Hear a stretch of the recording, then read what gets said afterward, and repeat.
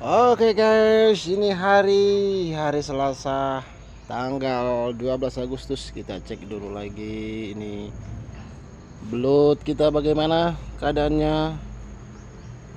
Sekarang hari Selasa ya. Selasa 12 Agustus tepatnya di pukul 7. Pukul 7 kita cek.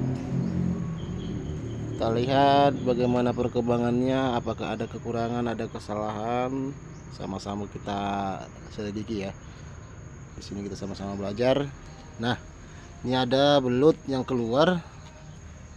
Coba kita lihat dia ini masih hidup atau udah mati ini. Oh, udah mati ini teman-teman. Wah, ini mati nih. Baru mati nih. Bosak nih. Nah, teman-teman bisa lihat kan? Ini ukurannya sudah jumbo. Ini baru mati, teman-teman. Nah, kemungkinan teman-teman ini matinya karena ini ya, karena pipa nih. Ini pipa nih kan kecil nih. Pipa ini kecil. Dia mau masuk ke dalam kejepit. Kemungkinan ya. Ini terlalu kecil sebenarnya, ini terlalu kecil ya teman-teman buat tempat wadah untuk bertelurnya. Jadi buat teman-teman nanti saya sarankan beli pipanya, pipa yang ukuran maksimal, ukuran paling besar ya.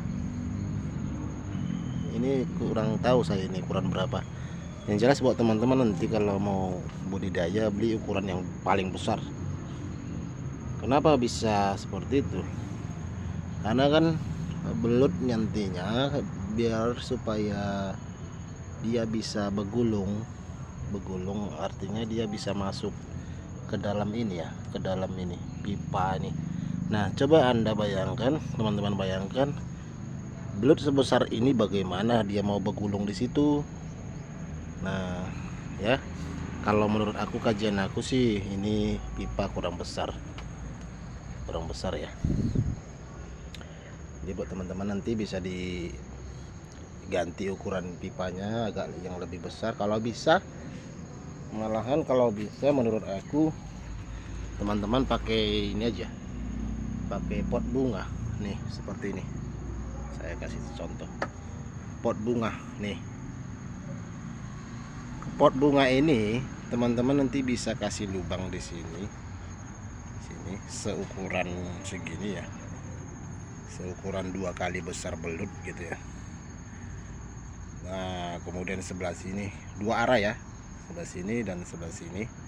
Nah, kemudian bagian atas ini nanti kita tutup pakai terplek atau apa, kemudian masukkan ke dalam lumpurnya ya. Kalau menurut aku sih lebih bagus ini, karena kalau di sini kan lebih memungkinkan untuk belut dia bergulung utuh, masuk utuh di dalamnya ya, dibandingkan pipa tuh. Oke, itu satu ilmu buat kita untuk kedepannya. Jadi perlu teman-teman ketahui ini ya, ini untuk tahap pelajaran. Karena saya masih pemula, ini untuk media tahap pelajaran. Kalau nanti ini sukses, kita mungkin tidak pakai terpel lagi. Nanti mungkin pakai ini, pakai box kulkas ya. Tidak pakai terpel lagi. Ini untuk tahap pelajaran, untuk mempelajari bagaimana caranya supaya belut itu bisa bertelur, supaya awet, supaya bisa bertahan hidup dan berkembang ya. Ya begitulah teman-teman ilmunya. Jadi setiap hari buat teman-teman saya akan berbagi ilmu buat teman-teman. Kira-kira apa saja, kendala apa aja, masalah apa aja yang aku hadapi selama aku budidaya belut dari awal sampai seterusnya ya. Jadi teman-teman pantau saja channel ini agar teman-teman tidak gagal paham ya, supaya teman-teman paham betul dan barangkali teman-teman tertarik bisa juga mengikutinya ya. Yang jelas ini belut mungkin karena itu tadi matinya. Nah, kemudian yang kedua mungkin ini karena apa ya, apa mungkin isinya terlalu banyak ya teman-teman. Ini kan saya isi di 350 ekor, kurang lebihnya segitu, 350 ekor yang jumbo. Sebagian ada yang ukuran segini ya, ya paling itu 5 ekor atau 10 ekor lah yang ukuran segini. Nah, coba teman-teman bayangkan, teman-teman komen kira-kira memadai enggak? Apa ada pengaruh karena belutnya terlalu banyak saya isi mungkin ya? Tapi itu kemungkinan kecil ya. Kalau menurut aku kemungkinannya itu gara-gara ini pipanya terlalu kecil. Kemudian yang kedua, kemungkinan sirkulasi air nih ya, sirkulasi air ini air terlalu kotor, bau dia, baunya tuh dari gedebong pisang. Jadi buat teman-teman nanti saya sarankan sekali lagi, jangan pakai gedebong pisang. Kalau bisa, kalau memang ada media lumpur total, nah, teman-teman bisa pakai lumpur total, jangan pakai yang lain-lain, pakai lumpur saja ya. Jadi lebih alami, ya pakai kotoran sapi, nah, tidak pakai gedebong pisang biar lebih aman ya. Kemungkinan sih ada juga pengaruh dari situ ini, karena sudah berlarut dia kan udah lama di sini. Kemungkinan daya tahan tubuhnya tidak tahan mungkin ya. Ya itulah kemungkinan kedua kalau menurut aku. Jadi buat teman-teman jangan pakai ya, jangan pakai gedebong pisang, jangan pakai kotoran kerbau atau lembu ya. Jadi bang, makanannya nanti dari mana, asal ulat-ulat itu dari mana, pakannya dari mana? Kalau tidak pakai gedebong pisang, kalau tidak pakai kotoran lembu dari mana? Teman-teman jangan pusing ya.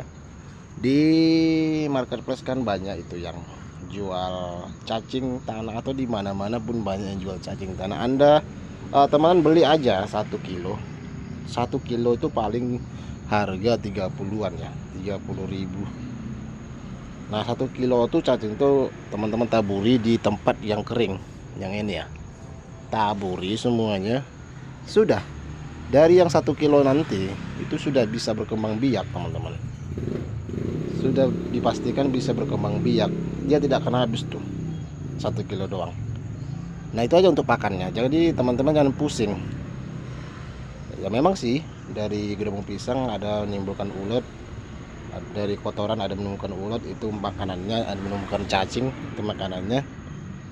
Tetapi saya kasih saran teman-teman, pakai lumpur total dengan diberi cacing 1 kilo sudah cukup teman-teman.